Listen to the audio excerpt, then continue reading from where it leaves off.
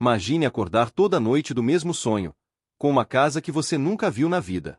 Agora imagine encontrar uma criança desenhando exatamente essa casa, com cada detalhe perfeito. Coincidência? Espera até você descobrir a história real por trás disso. Me conta nos comentários. De que cidade você está me assistindo agora? E já aproveita para se inscrever no canal porque essa história vai te fazer questionar tudo o que você acredita sobre destino e conexões impossíveis.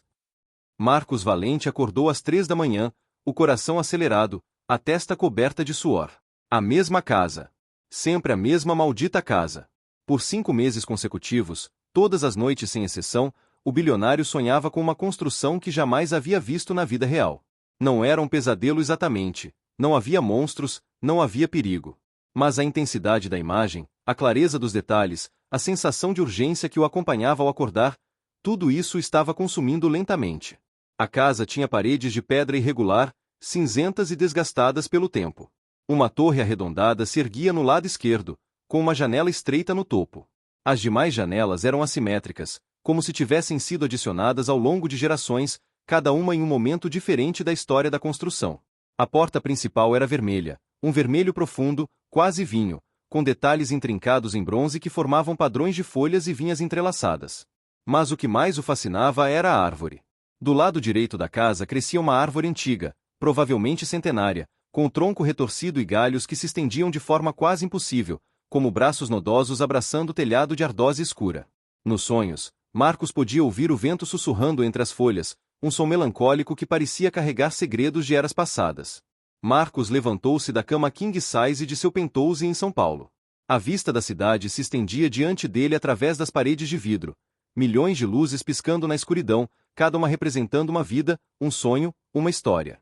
Ele controlava um império avaliado em bilhões, tinha apartamentos em 5 continentes, carros que a maioria das pessoas nunca dirigiria, acesso a qualquer luxo imaginável. E ainda assim, estava obcecado com uma casa que existia apenas em seus sonhos. Aos 52 anos, Marcos havia construído a Valente Tech do zero. Filho de um mecânico e uma professora primária do interior de Minas Gerais, ele estudará em escola pública, conseguirá uma bolsa integral para engenharia e, através de trabalho brutal e decisões estratégicas impecáveis, transformará uma pequena startup de software em uma das maiores empresas de tecnologia da América Latina. Mas o sucesso tinha um preço. Seu casamento havia terminado há 15 anos. Não tinha filhos, ou melhor, não tinha filhos vivos. Sua única filha, Laura, nascerá com uma malformação cardíaca grave e viverá apenas 3 dias. O suficiente para que ele a segurasse nos braços, para que ela abrisse os olhos uma vez, olhos castanhos como os dele, e então partisse, levando consigo qualquer esperança de felicidade doméstica que ele e sua esposa Teresa pudessem ter tido. Teresa nunca o perdoou. Não verbalmente, não conscientemente talvez, mas Marcos sabia. Ela precisava culpar alguém pela tragédia incompreensível, e ele estava ali. Divorciaram-se 2 anos depois, e ele mergulhou no trabalho com a intensidade de um homem tentando escapar de si mesmo. Funcionou. Por anos, funcionou. Até que os sonhos começaram. Marcos já havia consultado 3 psicólogos diferentes, 2 psiquiatras e até um neurologista, temendo que pudesse ser um tumor cerebral ou algo igualmente sinistro. Todos os exames voltaram normais. Os profissionais da saúde mental tinham teorias: repressão, trauma não resolvido, ansiedade manifestando-se simbolicamente, mas nenhuma explicação realmente se encaixava. É apenas uma casa, ele dizia a si mesmo todas as manhãs. Não significa nada. Mas ele não acreditava nisso. Não mais. Naquela manhã de sábado, depois de mais uma noite mal dormida, Marcos tomou uma decisão impulsiva. Cancelou seus compromissos, uma reunião com investidores japoneses, um jantar beneficente, uma sessão de estratégia com sua equipe executiva. Pela primeira vez em décadas, simplesmente saiu de casa sem um plano. Pegou seu sedã prateado discreto, não a limusine, não Porsche, apenas um carro comum que lhe permitiria passar despercebido, e começou a dirigir. Sem destino, sem GPS, deixando o instinto guiá-lo pelas ruas de São Paulo. 2 horas depois, Marcos se viu em um bairro que nunca havia visitado. Zona leste da cidade, longe dos arranha-céus e shopping centers de alto padrão. Casas simples, comércio local, pessoas comuns vivendo vidas comuns. Havia algo reconfortante ali, algo que lhe lembrava sua infância em Minas Gerais antes da fortuna, antes da pressão, antes da perda. Estacionou perto de uma pequena praça. Não era nada de especial, alguns bancos de madeira desgastados, uma área de recreação infantil com equipamentos velhos mas bem mantidos, árvores que ofereciam sombra generosa. Uma lanchonete modesta na esquina exalava cheiro de café fresco e pão na chapa. Marcos comprou um café simples, nada de expressões italianas ou grãos importados, apenas café preto brasileiro forte, e sentou-se em uma das mesinhas de plástico do lado de fora. Observou o movimento da manhã. Um casal de idosos caminhando de mãos dadas, mães com carrinhos de bebê, adolescente jogando bola improvisada. Foi então que a viu. Uma menina, sentada sozinha em um dos bancos da praça, desenhava com intensidade total em um caderno velho. Não podia ter mais que 8 ou 9 anos. Seus cabelos negros estavam presos em duas tranças um pouco desalinhadas, como se ela mesma as tivesse feito. Usava uma camiseta limpa mas desbotada, calça jeans com um remendo cuidadoso no joelho, tênis que já tinham conhecido dias melhores. Mas não foi a aparência da menina que capturou a atenção de Marcos. Foi a forma como ela desenhava. A língua entre os dentes em concentração absoluta, os olhos estreitados, a mão movendo-se com certeza e propósito. Ele reconhecia aquela intensidade, era a mesma que via em si mesmo quando estava completamente absorvido em um projeto. Marcos não saberia explicar, nem ali nem depois, o que o fez levantar e caminhar até a criança. Talvez curiosidade. Talvez tédio. Talvez algo mais profundo, uma intuição que ele aprenderá a confiar ao longo de anos construindo negócios. Aproximou-se devagar, não querendo assustá-la. A menina estava tão concentrada que nem notou sua presença inicialmente. Marcos ficou a alguns metros de distância, apenas o suficiente para ver o que ela desenhava. E seu mundo parou. Era a casa. A exata mesma casa dos seus sonhos. Cada detalhe estava ali, desenhado com uma precisão impressionante para alguém tão jovem. A torre arredondada no lado esquerdo. As janelas assimétricas. A porta vermelha com os detalhes em bronze. Ela havia até capturado o padrão de folhas e vinhas. E a árvore, aquela árvore impossível com seus galhos retorcidos abraçando o telhado. Marcos sentiu suas pernas fraquearem. Segurou-se na borda do banco para não cambalear. Como? Sua voz saiu áspera, quase inaudível. Ele limpou a garganta e tentou novamente. Como você conhece essa casa? A menina finalmente levantou os olhos. Eram castanhos escuros, quase pretos, e tinham aquela qualidade peculiar que algumas crianças possuem. Olhos que parecem ter visto mais do que deveriam, que carregam uma sabedoria que não combina com a idade. Ela o estudou por um momento, sem medo, apenas avaliando. Então, simplesmente, como se fosse a coisa mais natural do mundo, respondeu. Eu sonho com ela toda noite. Desde que me lembro de ser gente. Marcos teve que sentar. Suas pernas não o sustentariam mais. Toda noite, ele repetiu, ainda tentando processar o impossível. Toda noite, a menina confirmou. Então, inclinando a cabeça, perguntou com uma curiosidade genuína. Você também? Era como se alguém tivesse ligado todas as peças de um quebra-cabeça que Marcos nem sabia que estava montando. A sensação de urgência nos sonhos, a clareza impossível dos detalhes, a obsessão que não conseguia explicar. Não era apenas ele. Sim, ele sussurrou. Eu também. A menina assentiu, como se isso explicasse tudo. Eu sabia que tinha mais alguém, ela disse calmamente. A casa é grande demais para ser só minha. Me chamo Sofia. A menina estendeu a mão com uma formalidade charmosa. Sofia Mendes. E você? Marcos apertou a pequena mão com cuidado. Marcos. Marcos Valente. Se o nome significava algo para ela, e deveria, considerando que Valente Tech era onipresente, Sofia não demonstrou.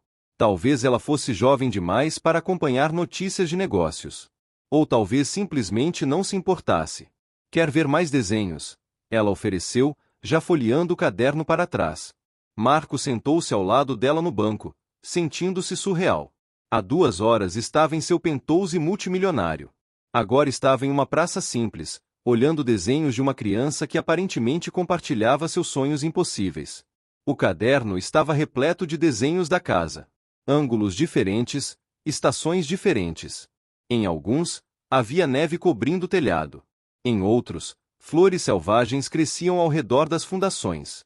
Um desenho mostrava a casa ao pôr do sol, com luz dourada saindo das janelas. Outro mostrava uma tempestade, raios iluminando a torre. Você tem muito talento, Marcos disse honestamente. Os desenhos eram rudimentares em técnica, linhas trêmulas, proporções nem sempre corretas, mas havia algo neles, uma essência que capturava perfeitamente a atmosfera da casa. A vovó diz que eu desperdiço o papel. Sofia deu de ombros. Ela não entende por que desenho sempre a mesma coisa.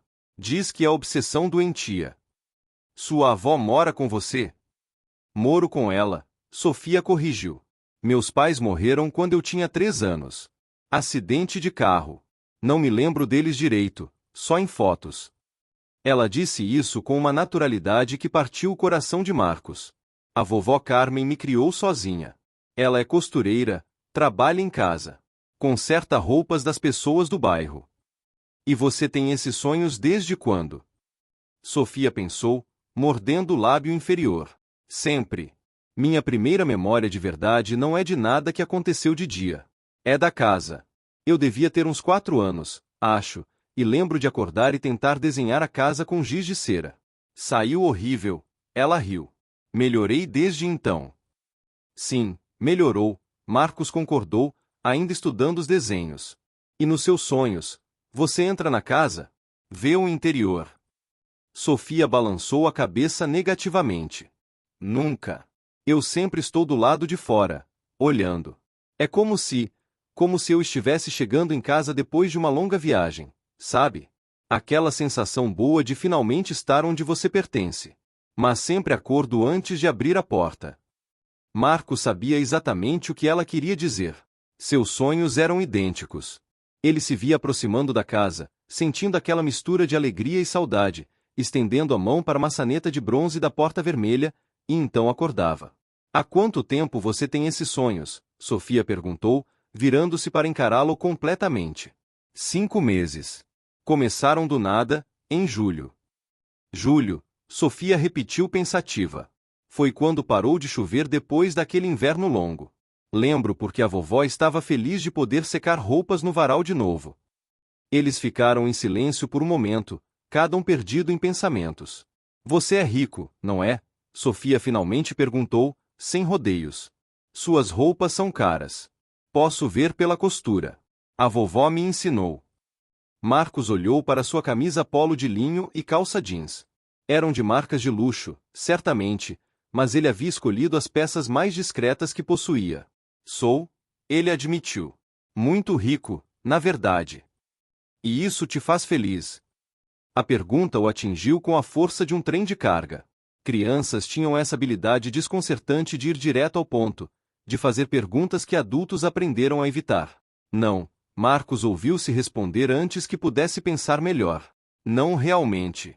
O dinheiro torna muitas coisas mais fáceis, mas não faz ninguém feliz. Não por si só. Sofia assentiu, satisfeita com a resposta. A vovó diz a mesma coisa. Ela diz que as pessoas mais ricas que conhece não têm dinheiro, têm amor. Sua avó parece sábia. Ela é a pessoa mais inteligente que conheço. Marco sorriu. Havia algo incrivelmente refrescante na honestidade direta de Sofia, na forma como ela via o mundo. Sem filtros, sem jogos, sem agendas ocultas. Sofia, você pode me fazer um favor? Ele pediu impulsivamente. Pode fazer um desenho novo da casa para mim? Agora, enquanto eu espero.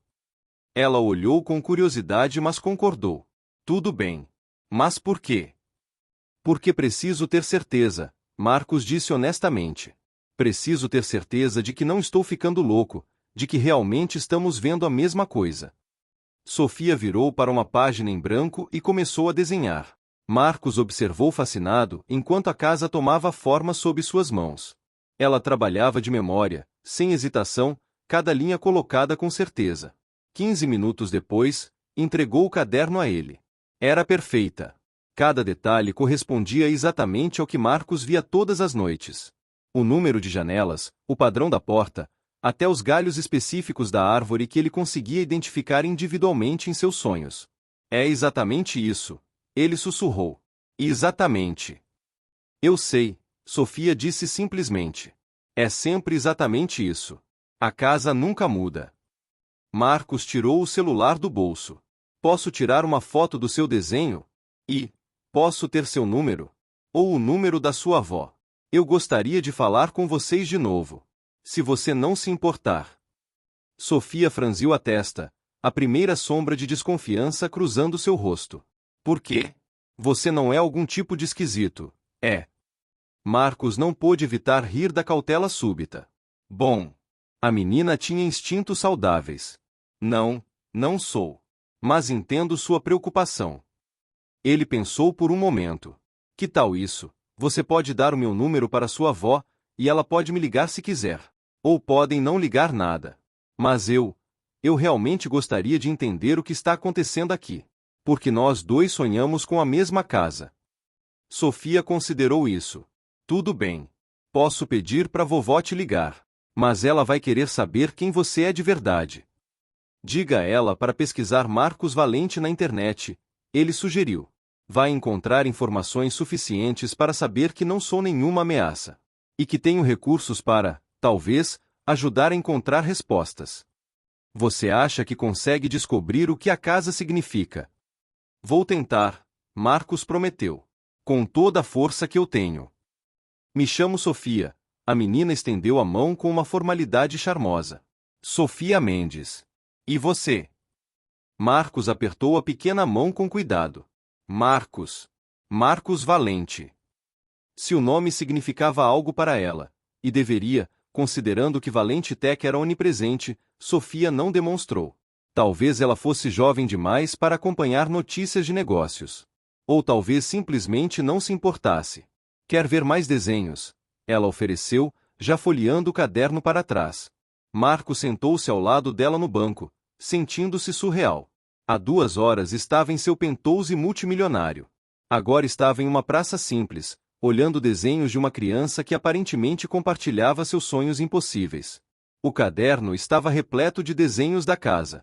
Ângulos diferentes, estações diferentes. Em alguns, havia neve cobrindo o telhado. Em outros, flores selvagens cresciam ao redor das fundações. Um desenho mostrava a casa ao pôr do sol, com luz dourada saindo das janelas. Outro mostrava uma tempestade, raios iluminando a torre. Você tem muito talento, Marcos disse honestamente. Os desenhos eram rudimentares em técnica, linhas trêmulas, proporções nem sempre corretas, mas havia algo neles, uma essência que capturava perfeitamente a atmosfera da casa. A vovó diz que eu desperdiço papel, Sofia deu de ombros. Ela não entende por que desenho sempre a mesma coisa. Diz que é obsessão doentia. Sua avó mora com você? Moro com ela, Sofia corrigiu. Meus pais morreram quando eu tinha 3 anos. Acidente de carro. Não me lembro deles direito, só em fotos. Ela disse isso com uma naturalidade que partiu o coração de Marcos. A vovó Carmen me criou sozinha. Ela é costureira, trabalha em casa. Conserta roupas das pessoas do bairro. E você tem esses sonhos desde quando? Sofia pensou, mordendo o lábio inferior. Sempre. Minha primeira memória de verdade não é de nada que aconteceu de dia. É da casa. Eu devia ter uns 4 anos, acho, e lembro de acordar e tentar desenhar a casa com giz de cera. Saiu horrível, ela riu. Melhorei desde então. Sim, melhorou, Marcos concordou, ainda estudando os desenhos. E nos seus sonhos, você entra na casa? Vê o interior. Sofia balançou a cabeça negativamente. Nunca. Eu sempre estou do lado de fora, olhando. É como se eu estivesse chegando em casa depois de uma longa viagem, sabe? Aquela sensação boa de finalmente estar onde você pertence. Mas sempre acordo antes de abrir a porta. Marco sabia exatamente o que ela queria dizer. Seus sonhos eram idênticos. Ele se via aproximando da casa, sentindo aquela mistura de alegria e saudade, estendendo a mão para a maçaneta de bronze da porta vermelha, e então acordava. Há quanto tempo você tem esses sonhos? Sofia perguntou, virando-se para encará-lo completamente. 5 meses.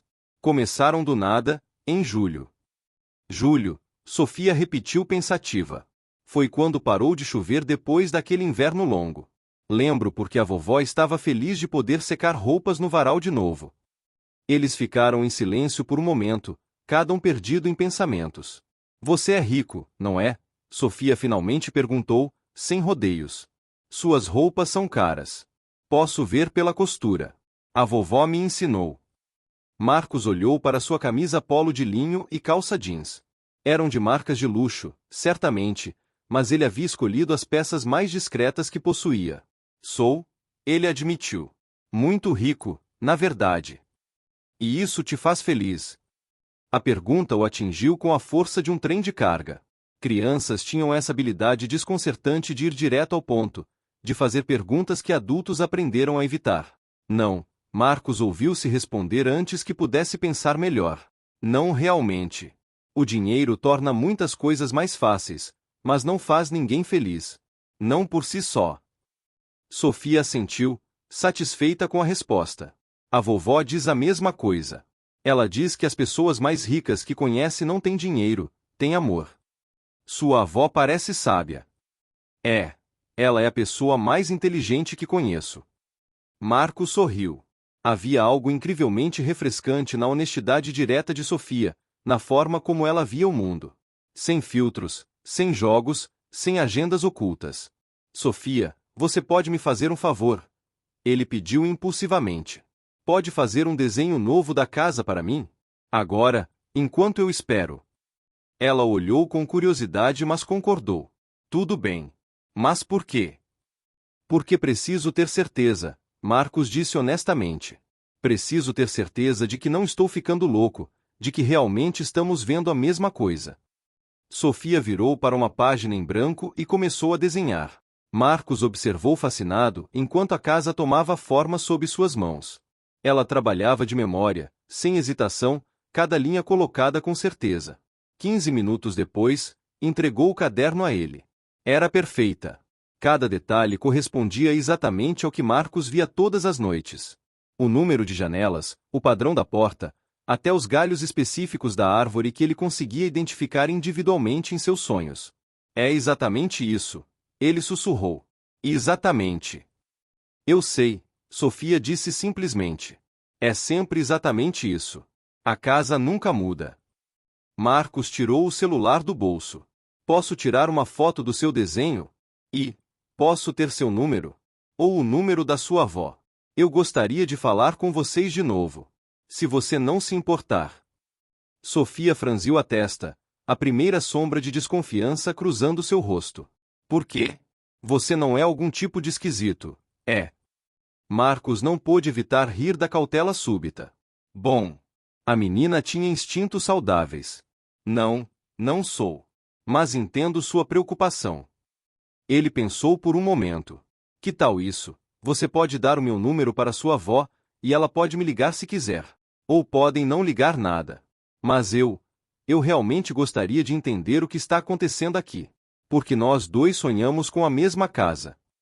Sofia considerou isso. Tudo bem. Posso pedir para vovó te ligar. Mas ela vai querer saber quem você é de verdade. Diga a ela para pesquisar Marcos Valente na internet, ele sugeriu. Vai encontrar informações suficientes para saber que não sou nenhuma ameaça.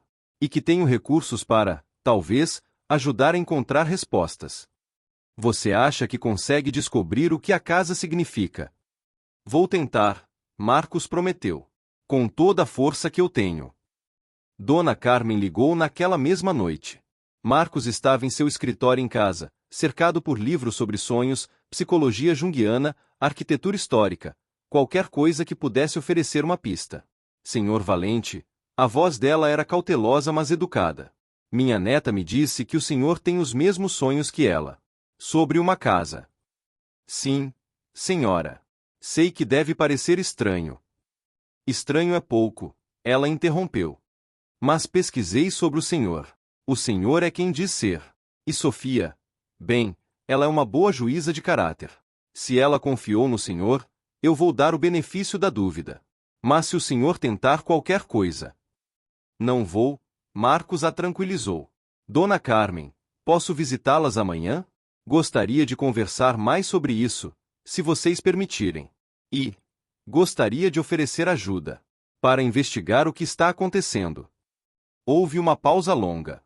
O que o senhor quer dizer com ajuda? Marcos escolheu as palavras cuidadosamente. Tenho recursos consideráveis, Dona Carmen. Posso contratar investigadores, pesquisadores, especialistas em qualquer área relevante. Se essa casa existir em algum lugar, ou existiu algum dia, posso encontrá-la. E talvez, encontrando-a, possamos entender por que Sofia e eu sonhamos com ela. Outra pausa. Por que o senhor se importa tanto? Era a mesma pergunta que Sofia havia feito, essencialmente. Por que você parece tão triste? E agora, por que você se importa? Porque em 52 anos de vida, esses 5 meses de sonhos têm sido os mais desconcertantes que já vivi, Marcos respondeu honestamente. Construí uma empresa do zero, enfrentei crises que poderiam ter me destruído, perdi pessoas importantes. Sempre soube o que fazer, sempre tive um plano. Mas isso, não faço a menor ideia do que significa. E então encontro uma criança de 8 anos que desenha exatamente o que vejo todas as noites, e penso, não posso estar louco. Isso significa algo. E preciso descobrir o que. Ele fez uma pausa, então adicionou mais suavemente. E porque sua neta me fez mais perguntas reais em meia hora do que qualquer adulto fez em anos. Ela me lembrou que existe mais na vida do que planilhas e reuniões de conselho. Dona Carmen suspirou. Está bem, senhor Valente. Pode vir amanhã. Às 2 da tarde. Vou fazer café. Obrigado. E por favor, me chame apenas de Marcos. Veremos sobre isso, ela disse, e desligou. Marcos imediatamente ligou para Roberto Andrade, o melhor investigador particular que conhecia. Roberto havia trabalhado para ele várias vezes, sempre discreto, sempre eficiente. Roberto, preciso de você para algo incomum. Incomum como? A voz de Roberto era calma, profissional. Ele estava acostumado a pedidos estranhos. Marcos enviou as fotos dos desenhos de Sofia. Preciso que encontre essa casa. Onde quer que ela esteja. Ou onde quer que ela esteve, se não existir mais. É de algum filme? Algum livro? Não sei. Pode ser. Mas preciso de certeza. Alimentem seus programas de reconhecimento de imagem. Pesquisem bancos de dados arquitetônicos, registros históricos, tudo. Sem limite de orçamento. Roberto assobiou baixo. Você realmente quer encontrar essa casa? Mais do que qualquer coisa que já quis encontrar, Marcos confirmou. Nos dias seguintes, Marcos visitou Sofia e Dona Carmen regularmente. A casa delas era simples, um sobrado estreito em uma rua tranquila, com uma pequena oficina de costura no andar de baixo onde Dona Carmen atendia clientes. Mas era limpa, aconchegante, cheia de fotos de família e o cheiro de comida caseira. Sofia o recebeu com entusiasmo crescente, feliz por ter alguém que entendia seus sonhos. Eles compararam notas extensivamente, cada detalhe, cada sensação, cada variação mínima. Os sonhos eram idênticos em quase tudo. Mas tem uma diferença, Sofia disse uma tarde, enquanto comia um bolo de fubá que Dona Carmen havia feito. Às vezes, nos meus sonhos, tem uma pessoa na janela da torre. Uma sombra. Eu nunca vejo quem é. Marco sentiu um arrepio percorrer sua espinha. Nos meus sonhos também. Sempre pensei que era apenas minha imaginação preenchendo detalhes. Acho que é a pessoa que mora lá, Sofia disse com convicção. A pessoa que está nos chamando. Nos chamando para quê? Sofia encolheu os ombros. Ainda não sei. Mas vamos descobrir, não vamos? Dona Carmen os observava dessas interações com uma mistura de cautela e ternura. Marcos percebeu que ela estava testando, vendo se sua atenção a Sofia era genuína ou se tinha alguma agenda oculta.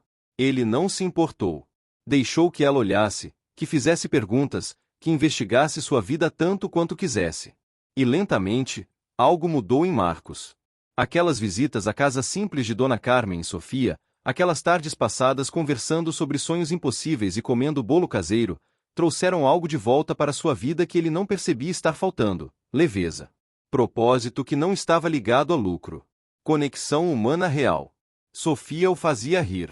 Ela era espirituosa, observadora, tinha opiniões fortes sobre tudo desde política, que ela entendia de forma surpreendentemente sofisticada para sua idade, até o melhor sabor de sorvete, chocolate com pedaços de brownie, sem discussão. Ela também não o tratava diferente por ser rico. Para ela, ele era apenas Marcos, o homem que sonhava com a mesma casa. Uma noite, 3 semanas depois do encontro inicial, Dona Carmen serviu-lhe café enquanto Sofia fazia lição de casa na mesa da cozinha. Ela gosta muito do senhor, Dona Carmen disse baixinho. Não se apega facilmente às pessoas, mas com o senhor, é diferente. O sentimento é mútuo, Marcos respondeu honestamente. Ela me lembra. Ele parou, surpreso por quase ter completado a frase. Lembra quem? Dona Carmen pressionou gentilmente. Marcos não falava sobre Laura. Nunca. Mas algo na cozinha acolhedora, no cheiro de café, na presença de Sofia fazendo lição ali perto, algo fez querer falar. Tive uma filha, ele disse suavemente. Laura. Ela nasceu com um problema no coração. Viveu 3 dias. Dona Carmen tocou sua mão com gentileza. Sinto muito. Foi há 15 anos. Tempo suficiente para, bem, não superar. Nunca se supera. Mas aprender a viver com isso. Marcos olhou para Sofia, que estava concentrada em seu caderno de matemática, a língua entre os dentes em concentração.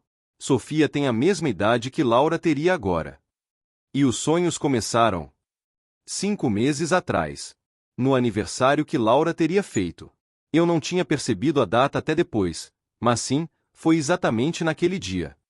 Dona Carmen assentiu lentamente, processando. E Sofia começou a sonhar com a casa quando tinha 3 anos. A idade que tinha quando seus pais morreram. Eles olharam um para o outro, a mesma compreensão gradual surgindo em ambos. Talvez a casa não seja apenas uma casa, Marcos sussurrou. Naquele momento, seu celular tocou. Era Roberto. Marcos, a voz do investigador estava elétrica de excitação. Encontramos. A casa existia. Ou melhor, havia existido. Marcos olhou para as fotos em preto e branco espalhadas sobre sua mesa, seu coração batendo tão forte que ele podia ouvi-lo. Ali estava ela, exatamente como em seus sonhos. Cada pedra, cada janela, cada detalhe da porta vermelha, que aparecia cinza escuro na fotografia monocromática, a árvore retorcida. Tornil Manor, Roberto explicou, apontando para os documentos. Localizada em Glenarro, uma pequena vila nas terras altas da Escócia, cerca de 150 quilômetros de Edimburgo. Construída em 1782 por Edmund Tornil, um médico local. A casa permaneceu na família por gerações. Permaneceu, Marcos captou o tempo verbal. E agora? A casa foi destruída em um incêndio em março de 1923. Apenas as fundações permanecem. Marcos sentiu uma pontada estranha, decepção misturada com alívio. Claro que a casa não existia mais. Seria simples demais se existisse. Me fale sobre a família, ele pediu. Roberto consultou suas anotações. Edmund Tornil e sua esposa Catherine tinham uma filha, Eleanor, nascida em 1916. Edmund era médico, muito respeitado na região. Catherine era professora. Pela maioria das contas, eram uma família exemplar. E então veio o incêndio. O que causou? Registros dizem que foi um acidente. Uma lamparina derrubada. A casa era velha, muita madeira seca, espalhou-se rapidamente. Edmund e Catherine morreram na tentativa de salvar livros e documentos do estúdio de Edmund. Aparentemente ele tinha pesquisas médicas importantes lá. Eleanor, que tinha 7 anos na época, foi levada para fora por uma vizinha que viu a fumaça. Marcos fechou os olhos, visualizando a cena. Uma criança pequena, assistindo sua casa, seu mundo inteiro, ser consumida pelas chamas. Assistindo seus pais morrerem. E Eleanor? O que aconteceu com ela? Aqui fica interessante. Roberto puxou outro documento. Eleanor ficou em coma por 3 dias após o incêndio. Os médicos não conseguiam explicar. Ela não tinha ferimentos graves, não havia inalado fumaça suficiente. Era como se ela simplesmente não quisesse acordar. 3 dias. Como Laura. Como as crianças que apareceriam mais tarde na história. Quando finalmente acordou, Roberto continuou, Eleanor estava mudada. Os relatos da época dizem que ela insistia que seus pais ainda estavam vivos. Dizia que os via toda noite, que eles estavam esperando por ela na casa. Os psiquiatras da época diagnosticaram trauma dissociativo. Hoje provavelmente chamaríamos de PTSD complexo. Ela foi institucionalizada? Não. Foi criada por uma família local, os Mackenzie. Eventualmente, ela se recuperou, ou pelo menos aprendeu a funcionar. Casou-se com James Mackenzie, o filho mais velho, aos 18 anos. Tiveram 3 filhos. Eleanor viveu até 1980, morreu aos 64 anos de causas naturais. Marcos folheou as fotos novamente. Uma em particular chamou sua atenção. Eleanor ainda criança, séria demais para sua idade, em frente às ruínas fumegantes de sua casa. Há mais alguma coisa sobre ela? Diários, cartas. Estou trabalhando nisso. O histórico local de Glenarro pode ter mais. Mas Marcos... Roberto hesitou. Achei mais uma coisa. Eleanor manteve um registro detalhado de seus sonhos por décadas. A biblioteca local de Glenarro tem uma cópia. Ela doou seus papéis pessoais antes de morrer. E em quase toda entrada, há desenhos de... Deixe-eu adivinhar. A casa. Exatamente. Ela sonhava com a casa, como era antes do incêndio, até o dia em que morreu. Marcos sentou-se pesadamente. As peças estavam começando a se encaixar, formando uma imagem que desafiava tudo o que ele acreditava sobre como o mundo funcionava. Roberto, preciso ir para a Escócia. Organize tudo, voos, hotéis, intérprete se necessário, acesso aos arquivos locais. Quando? O mais rápido possível. Depois que Roberto foi embora, Marcos ficou sozinho com as fotografias da casa Tornil. Ele pegou uma particularmente clara, tirada alguns meses antes do incêndio, pelo que os registros indicavam, e colocou ao lado do desenho mais recente de Sofia. Eram idênticas. Uma criança de 8 anos em São Paulo, em 2024, desenhava com perfeição uma casa escocesa que havia sido destruída um século antes. Ele precisava levar Sofia com ele. E Dona Carmen também, certamente. Elas faziam parte disso, qualquer que fosse o isso. Naquela noite, Marcos sonhou com a casa novamente. Mas dessa vez era diferente. Pela primeira vez em 5 meses, ele conseguiu abrir a porta vermelha. Dentro, uma sala estava banhada em luz dourada. E parada na escadaria de madeira escura, havia uma menina. Ela tinha cerca de 7 anos, cabelos loiros presos em um laço, vestido de estilo vitoriano. Eleanor. Ela sorriu para ele, um sorriso triste, sábio. Você está vindo, ela disse, e sua voz ecoou como se viesse de muito longe. Finalmente, você está vindo para casa. Marcos acordou com lágrimas nos olhos. Convencer Dona Carmen foi mais difícil do que Marcos esperava. O senhor quer levar minha neta para a Escócia. Ela repetiu, incrédula, quando ele explicou. Um país que ela nunca viu, do outro lado do mundo, baseado em sonhos. Eu sei como soa, Marcos admitiu. Eles estavam sentados na pequena sala de estar de Dona Carmen, Sofia fazendo lição de casa no andar de cima, ainda sem saber da descoberta. Mas Dona Carmen, encontramos a casa. Ela é real. Ou era real. E tem uma história sobre uma criança que perdeu os pais e sonhava com sua casa perdida pelo resto da vida. Não pode ser coincidência. Coincidência é exatamente o que é. Dona Carmen cruzou os braços. Uma casa velha na Escócia. Muitas casas parecem iguais. Marcos abriu seu tablet, mostrando as fotos lado a lado, a fotografia histórica e o desenho de Sofia. Iguais até esse ponto. Dona Carmen estudou as imagens, sua resolução claramente vacilando. Mesmo que seja a mesma casa, o que isso prova? Honestamente, não sei. Mas sei que Sofia merece entender por que está tendo esses sonhos. Ela merece ver o lugar com seus próprios olhos. E eu? Marcos parou, escolhendo as palavras cuidadosamente. Eu posso dar isso a ela. Passagens de primeira classe para nós 3. Hotel de 5 estrelas, mas podemos ficar em qualquer lugar que vocês prefiram. Todas as despesas pagas, obviamente.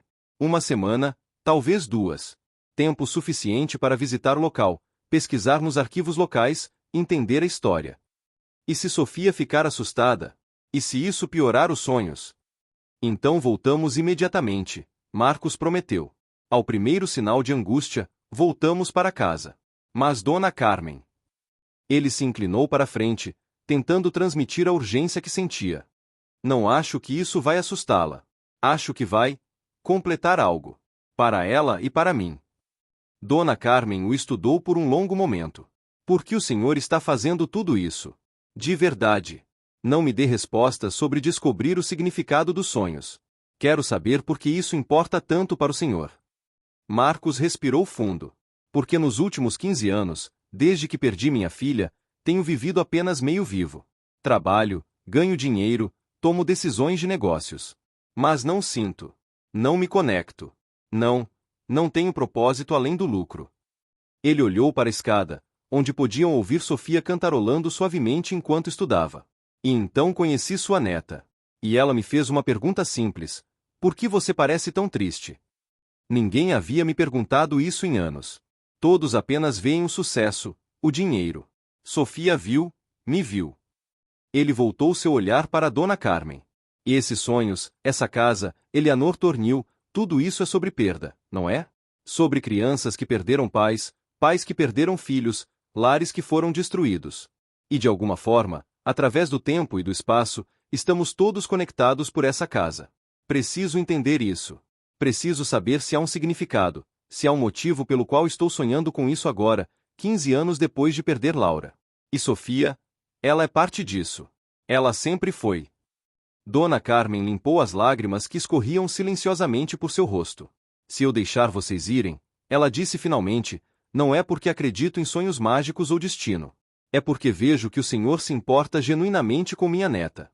E porque ela merece ver o mundo, conhecer lugares que eu nunca poderei dar a ela. Então vamos. Vamos. Mas senhor Valente, Marcos, se qualquer coisa, e quero dizer qualquer coisa, parecer errada. Voltamos imediatamente, ele repetiu. Você tem minha palavra. Quando contaram a Sofia, sua reação foi exatamente o que Marcos esperava. Seus olhos se arregalaram, sua boca formou um perfeito de surpresa, e então ela gritou tão alto que provavelmente o bairro inteiro ouviu. Vamos ver a casa. A casa de verdade. As ruínas dela, sim, Marcos confirmou, rindo da alegria pura em seu rosto. Sofia o abraçou com tanta força que ele quase perdeu o equilíbrio. E naquele momento, segurando aquela criança entusiasmada, Marcos sentiu algo que não sentia há 15 anos. Felicidade completa, sem reservas, sem a sombra da perda. Uma semana depois, eles estavam em um avião para a Escócia. Marcos havia reservado um jato particular, não por ostentação, mas porque proporcionaria privacidade e conforto para Sofia e Dona Carmen, que nunca haviam voado antes. Sofia passou as primeiras horas colada à janela, maravilhada com as nuvens, as cidades pequenas abaixo, o oceano se estendendo infinitamente. Você vê isso, vovó? Ela chamou pela 100ª vez. Somos tão pequenos. Dona Carmen, que havia passado a decolagem com os olhos fechados e orações sussurradas, havia gradualmente relaxado. Agora ela observava a neta com uma expressão mista de amor e melancolia. Ela vai ultrapassar esse mundinho que construí para ela, ela disse a Marcos baixinho. Depois de ver o mundo lá fora, o bairro nunca mais será suficiente. Talvez não precise ser, Marcos sugeriu gentilmente. Há uma escola excelente perto da minha empresa. Bolsas integrais para crianças talentosas. Sofia poderia se candidatar, se você permitisse. O senhor está tentando comprar minha neta? Estou tentando dar a ela oportunidades, Marcos corrigiu. Sem condições, sem expectativas. Se quiserem minha ajuda, está disponível. Se não, também está bem. Sofia continuará sendo importante para mim de qualquer forma. Dona Carmen não respondeu, mas Marcos viu o pensamento trabalhando em seus olhos. Eles pousaram em Edimburgo à tarde. Marcos havia alugado um Range Rover espaçoso e contratado um guia local, mas decidiu dirigir ele mesmo. Havia algo sobre a jornada que exigia que ele estivesse no controle. A viagem para Glenarro levou 3 horas, através de paisagens que pareciam saídas de contos de fadas. Montanhas cobertas de urze, lagos escuros refletindo céus dramáticos, ovelhas espalhadas pelos campos verde esmeralda. Sofia apontava tudo, seu caderno aberto no colo, desenhando rapidamente cada cena que a capturava. Quando finalmente viram a placa Glenarro, 5 quilômetros, um silêncio estranho caiu sobre o carro. Era como se todos eles soubessem, instintivamente, que estavam se aproximando de algo importante. A vila era exatamente como Marcos havia imaginado pelas fotos. Pequena, talvez 50 casas no total, todas de pedra cinza tradicional. Uma rua principal com uma mercearia, um pub, uma biblioteca que também servia como centro comunitário. Um cemitério antigo no topo de uma colina. E um silêncio profundo, o tipo de silêncio que vem de lugares onde poucas pessoas vivem e a terra fala mais alto que os humanos. Eles se hospedaram em uma pousada aconchegante administrada por uma senhora de 70 anos chamada Margarete, que tinha o sotaque escocês mais forte que Marcos já havia ouvido. Ela preparou chá e biscoitos enquanto eles se instalavam. Vieram visitar as ruínas Tornil, não é? Ela perguntou casualmente, como se recebesse turistas interessados em casas destruídas todos os dias. Como você sabe? Sofia perguntou, surpresa. Margarete sorriu. Angus MacLeod ligou. Ele é o historiador local, mantém os arquivos. Disse que um bilionário brasileiro estava vindo investigar a velha casa. Notícias viajam rápido aqui, querida. Não temos muito mais o que fazer. Você conhecia a família Tornil? Marcos perguntou. Bem, não pessoalmente. Morreram décadas antes de eu nascer. Mas minha avó conhecia Eleanor. Disse que era uma mulher estranha. Gentil, mas assombrada, sabe? Como se parte dela nunca tivesse deixado aquele incêndio. Sofia e Marcos trocaram olhares. Sua avó está viva ainda? Marcos perguntou esperançosamente. Não, querido. Faleceu há 20 anos. Mas deixou diários. A maioria está na biblioteca com Angus. Há algumas menções a Eleanor lá. Depois que se instalaram, Marcos sugeriu que fossem direto para o local. O sol estava começando a se pôr, lançando luz dourada sobre a paisagem. As ruínas da casa Tornil ficavam a cerca de 1 quilômetro fora da vila, no topo de uma colina suave. Margarete havia dado instruções detalhadas. Eles caminharam em silêncio, cada um perdido em pensamentos. E então, ali estava.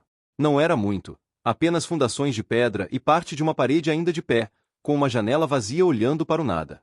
A torre arredondada havia desmoronado, mas ainda podia ver a curva de sua base. E a árvore? A árvore ainda estava lá. Mais velha, mais retorcida, galhos como dedos artríticos alcançando o céu. Mas indubitavelmente a mesma árvore de seus sonhos. Sofia soltou a mão de sua avó e começou a caminhar lentamente em direção às ruínas. Marcos a seguiu, mantendo distância, deixando-a processar à sua própria maneira.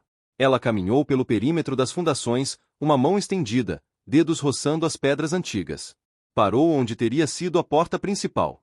Fechou os olhos. É aqui, ela sussurrou. Estou em casa. E então, para surpresa de todos, ela começou a chorar. Não soluços altos, mas lágrimas silenciosas escorrendo por seu rosto, como se algo dentro dela tivesse finalmente se quebrado, ou talvez finalmente se curado. Marcos se ajoelhou ao lado dela. Está tudo bem, ele disse suavemente. Estamos aqui. Você chegou. Sofia se virou e o abraçou, enterrando o rosto em seu ombro. Por que dói tanto? Ela perguntou entre lágrimas. Não era minha casa. Nunca foi minha casa. Então por que parece que perdi algo importante? Não sei, Marcos admitiu, suas próprias lágrimas começando a cair. Mas estou sentindo a mesma coisa.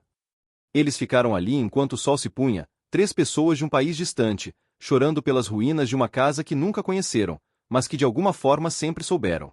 E na janela vazia da parede ainda de pé, apenas por um momento, Marcos poderia jurar que viu uma sombra. Uma criança pequena, observando-os. Sorrindo. Na manhã seguinte, Angus MacLeod os recebeu na biblioteca. Era um homem magro de aproximadamente 70 anos, com cabelo totalmente branco e olhos azuis penetrantes que pareciam ver mais do que deviam. Vocês sentiram, não foi? Ele perguntou assim que se sentaram. No local. Vocês sentiram a casa. Não era uma pergunta, realmente. Sim, Sofia respondeu simplesmente. Angus assentiu, satisfeito. Eleanor disse que outros viriam. No final, quando estava morrendo, ela me disse. Eu era apenas um garoto então, talvez 12 anos. Ela me chamou à sua cama e disse. Angus, um dia outras pessoas virão procurando pela casa. Pessoas que sonham como eu sonhava. Quando vierem, dê a eles meus diários. Eles entenderão. Ele colocou uma caixa de madeira antiga sobre a mesa. Guardei isso por 44 anos, esperando. E aqui estão vocês. Com mãos trêmulas, Marcos abriu a caixa. Dentro havia vários cadernos, amarelados pela idade, cobertos com uma caligrafia delicada e cuidadosa. Posso?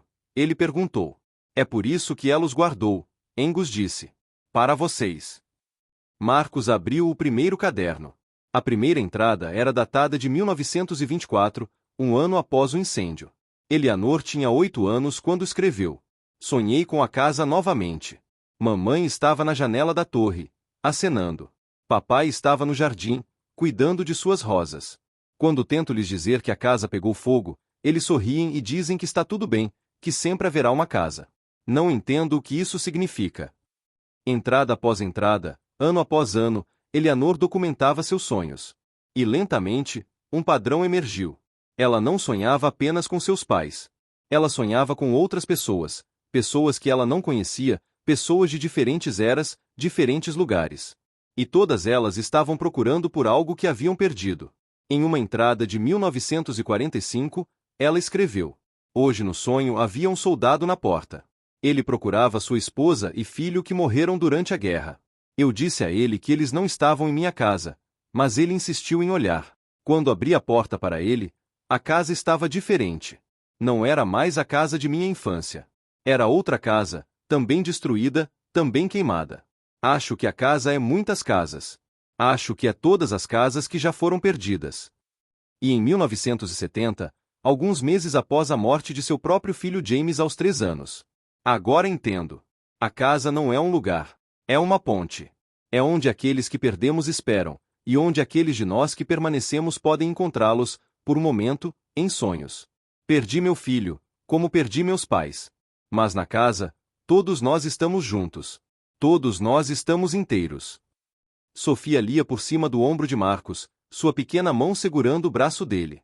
Ela sabia, Sofia sussurrou. Ela entendia. Marcos continuou folheando. Perto do final, em uma das últimas entradas, datada de 1979, Eleanor havia escrito: Estou velha agora, e em breve juntarei meus pais e meu filho na casa verdadeira, não apenas na casa dos sonhos. Mas antes de ir, quero registrar o que aprendi.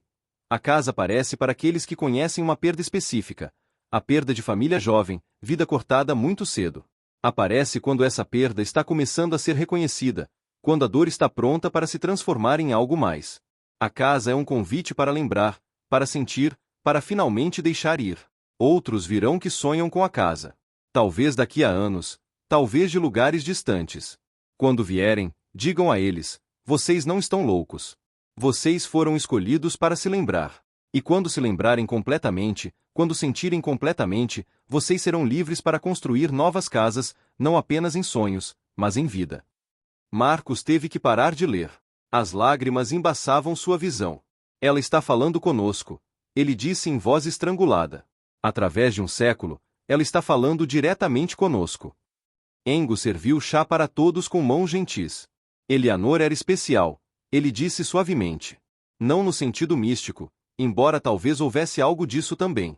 Mas especial em sua capacidade de transformar dor em sabedoria. Ela perdeu tudo quando criança, mas construiu uma vida boa. Amou profundamente, viveu completamente. E quando perdeu seu filho? Ele fez uma pausa, respeitoso. Ela poderia ter se quebrado novamente. Mas em vez disso, ela entendeu.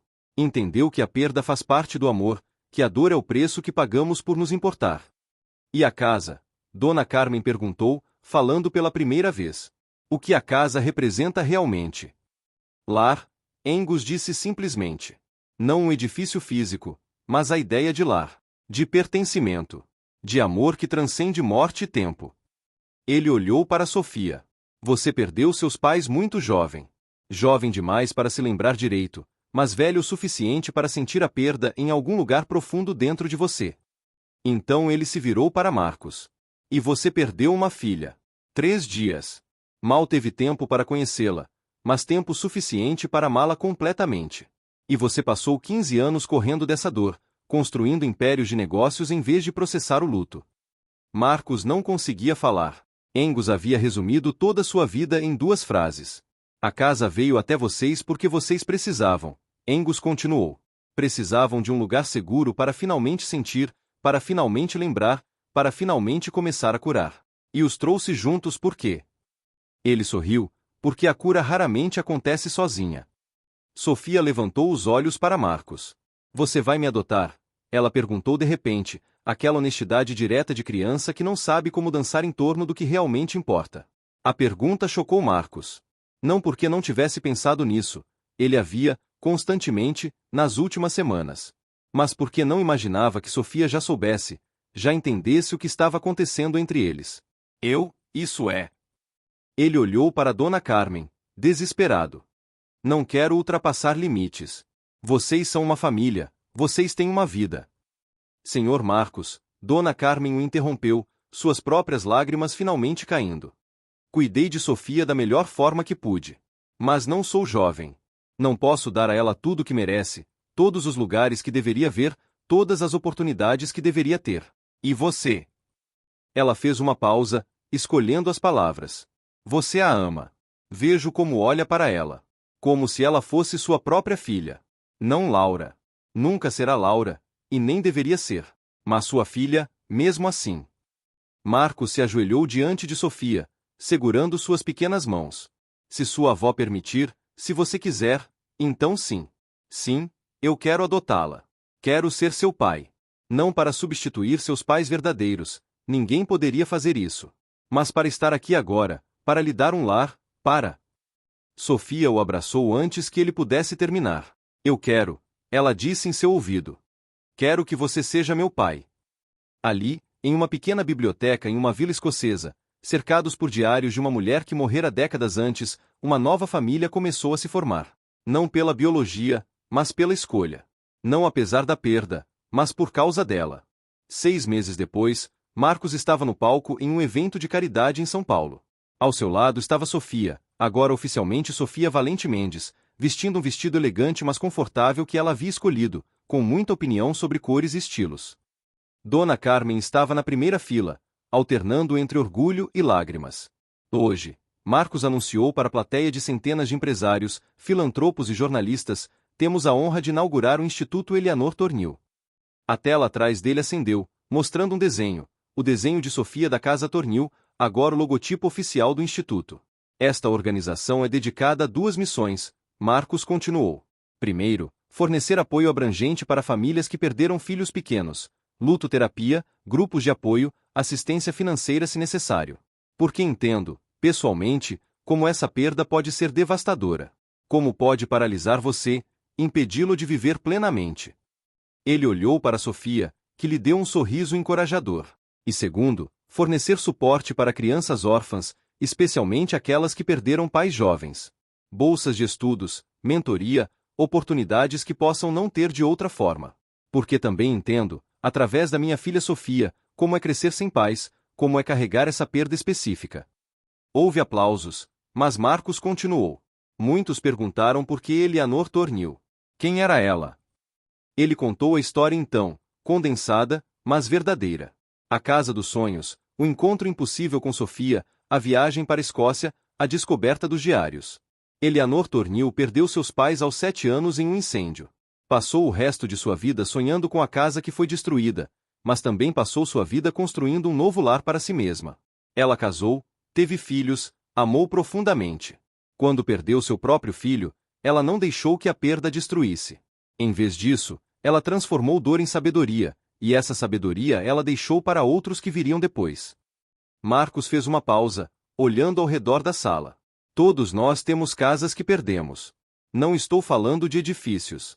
Estou falando de momentos de perfeição, com pais que morreram, com filhos que não sobreviveram, com amores que terminaram, com versões de nós mesmos que não existem mais. Carregamos essas casas perdidas conosco, e às vezes elas nos assombram.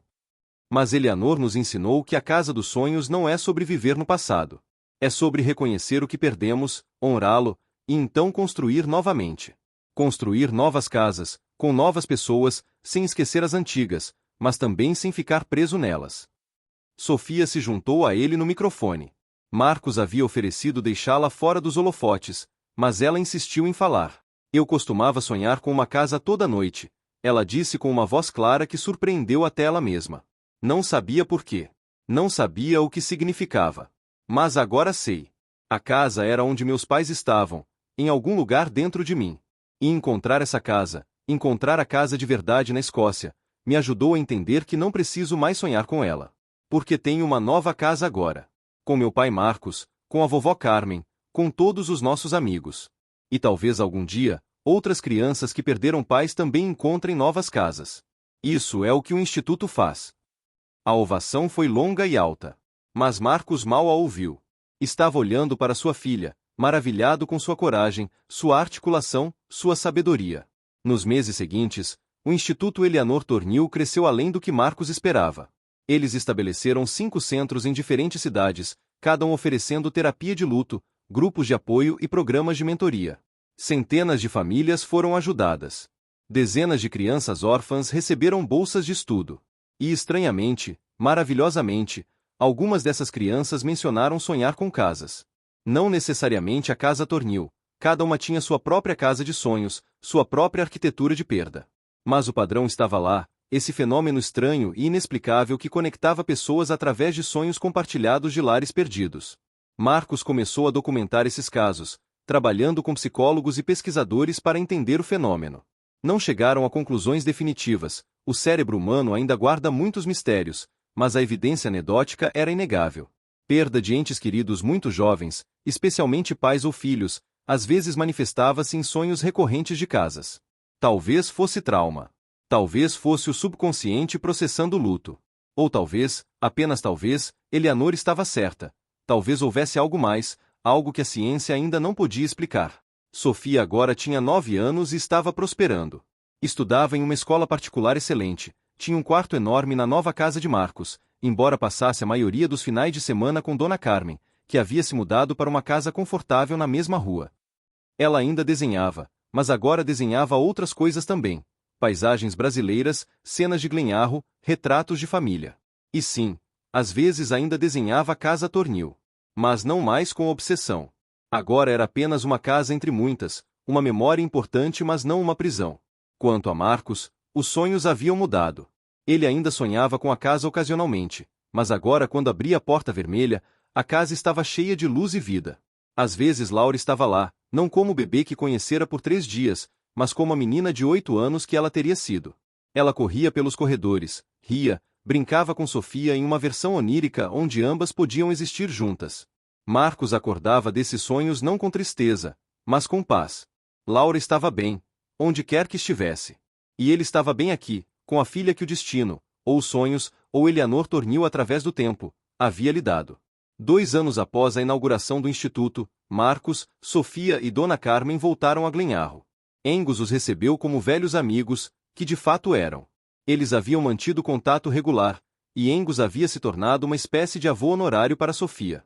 Desta vez, não foram apenas visitar. Foram para uma cerimônia pequena mas significativa. Marcos havia comprado o terreno onde a casa Tornil havia ficado. Não para reconstruir, isso pareceria errado, uma violação da memória. Mas para criar um memorial. Era simples, um círculo de pedras, cada uma gravada com o nome de alguém perdido muito jovem. A primeira pedra dizia Laura Valente. A segunda, James Mackenzie Tornil. A terceira, José e Maria Mendes, os pais de Sofia. E havia espaço para mais pedras, para qualquer um que quisesse adicionar um nome à memória. No centro do círculo, uma única placa de bronze. Em memória de Eleanor Tornil, de 1916 a 1980, que sonhou com uma casa perdida mas construiu um lar duradouro. Para todos aqueles que carregam casas perdidas em seus corações, lembrem, honrem, e depois construam novamente. Sempre há uma nova casa esperando ser feita. A árvore retorcida se erguia atrás do memorial, seus galhos agora abraçando não um edifício físico, mas uma ideia. A ideia de que o amor sobrevive à perda, que família transcende biologia, que lares podem ser reconstruídos mesmo depois de incêndios devastadores. Sofia colocou flores selvagens em cada pedra. Marcos ficou em silêncio, uma mão no ombro de sua filha, a outra segurando a mão de Dona Carmen. Obrigado, Eleanor, ele sussurrou ao vento, por nos mostrar o caminho de volta para casa. Naquela noite, Sofia entrou no quarto de hotel de Marcos. Pai, ela disse, e seu coração ainda se acelerava toda vez que ela o chamava assim, tive um sonho diferente hoje à noite. Não foi sobre a casa Tornil. Não, Marcos se sentou, dando-lhe espaço para se acomodar ao lado dele. Sobre o que foi? Sonhei com nossa casa, ela disse, sorrindo. A casa onde moramos agora. E estava cheia de pessoas, você, a vovó, Angus, crianças do instituto. E Laura estava lá também, mas não como fantasma ou triste. Ela apenas estava lá, parte de tudo, sorrindo. Marcos abraçou sua filha. Parece um sonho muito bonito. Foi. E quando acordei, não estava triste. Estava feliz. Sofia olhou para ele com aqueles olhos sábios. Acho que Eleanor estava certa. Acho que finalmente estou pronta para parar de sonhar com a casa que perdi e começar a viver na casa que tenho. Eu também, Marcos concordou. Eu também, minha filha. Lá fora, A paisagem escocesa se estendia sob a luz da lua. Algures, em alguma outra parte do mundo, talvez outra pessoa estivesse acordando de um sonho sobre uma casa perdida. E talvez, como Marcos e Sofia, essa pessoa também encontraria seu caminho para Glenarro, para os diários de Eleanor, para a compreensão de que perda e amor estão eternamente entrelaçados. Mas por enquanto, neste momento, uma família improvisada mas verdadeira estava completa. Não apesar do luto, mas através dele. Não esquecendo os que foram perdidos, mas honrando-os construindo vidas significativas. A casa Tornil havia queimado há mais de um século. Mas seu legado, o legado de Eleanor, de amor sobrevivendo à perda, de esperança emergindo da tragédia, continuava vivo. Em institutos que ajudavam os enlutados. Em crianças órfãs que encontravam novos lares. Em um bilionário que finalmente aprenderá que a verdadeira riqueza não está em contas bancárias, mas em conexões humanas. Em uma menina que transformará a obsessão em arte, trauma em sabedoria. E em sonhos. Sempre nos sonhos, onde casas perdidas esperam pacientemente, prontas para ensinar àqueles que ainda se lembram delas a lição mais importante, que podemos construir novamente. Sempre podemos construir novamente. Até que um dia, não precisamos mais dos sonhos. Porque temos casas reais, vidas reais, amor real, bem aqui no mundo acordado. E isso, Eleanor saberia, era o verdadeiro propósito da Casa Tornil. Não manter pessoas presas no passado, mas dar-lhes um lugar seguro para processar a perda, para que pudessem finalmente seguir em frente. Para casa. Sempre, eventualmente, para casa. Fim.